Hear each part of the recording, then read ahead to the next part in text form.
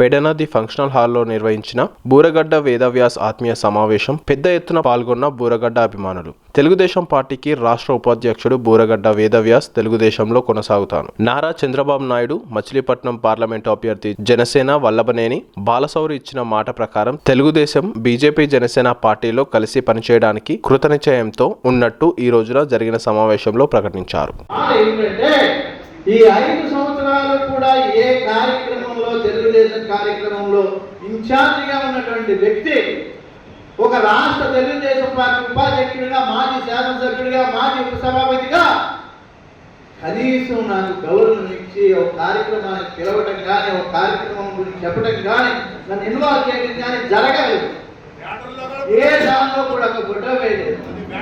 అయినా కానీ నేను చంద్రబాబు నాయుడు గారు జైల్లో ఉన్నారే నిరసన దీక్షలు చేస్తుంటే నా అంతటి నేను తప్పు నాయకుడు జైల్లో ఉంటే నిరసన దీక్ష చేస్తున్నారు, వాళ్ళు పిలవకపోయినా మనం వెళ్ళాలి. మళ్ళా వాళ్ళు కొండగా ఆ రోజు దీక్ష శిబిరం పెట్టారు ఊళ్ళో, నన్ను పిలిచారు. మీరు పిలవడం ఏంటయ్యా, జనసైనికులంతా పిలిచారు. మీరు పిలవడం ఏంటయ్యా, మా పార్టీ ఇన్ఛార్జ్ నన్ను పిలవాలి అని అన్నా అంటే వీళ్ళు వెళ్ళి ఆయన అడిగారు, ఆ గ్రామం యొక్క యూనిట్ని అడిగారు. ఆయన స్పందించలేదు. వాళ్ళు ఏమన్నారో తెలుసా, మీరు రాకపోతే టెంట్ పీకేసి కుర్చీలు ఎరగొట్టేస్తామన్నారు. చాలా మంది జనసైనికులు ఆ పని చేస్తే అది నా మీద పడుతుంది, పార్టీకి ఇదిగే పెడుతుంది అని చెప్పి అప్పుడప్పుడు ఎక్కడో ఉన్నామని, వైజాగ్లో ఉన్నామని బయలుదేరి చిన్నపాండ్రాలో నిరసన దీక్ష పెడితే పిలవమంటే పిలవకపోయినా నేను పని కట్టుకుని గ్రామం చేయలేదు. అలాగే పెడనలో శిబిరం పెడితే ఆఫీస్లో ఆ రోడ్డు వెళ్తున్నాం, పార్టీ నిరసన దీక్ష జరుగుతుంది, రాష్ట్ర ఉపాధ్యక్షుడిని వెళ్ళకపోతే బాగోదని వెళ్ళి కూర్చుని దీక్షలో కూర్చుని నేను సంఘీభవించాను.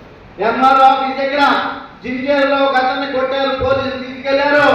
జోగి రమేష్ చాలా ఇబ్బంది పెట్టాడంటే మొట్టమొదటి పోలీస్ స్టేషన్కి వెళ్ళి ఎంఆర్ఓ ఆఫీస్ టాటా చేసినటువంటి ఇలా ఏదైనా సరే నా అంతటి నేను చేశాను, కానీ నన్ను పార్టీ కార్యక్రమాలకు ఇన్వాల్వ్ చేయాలి.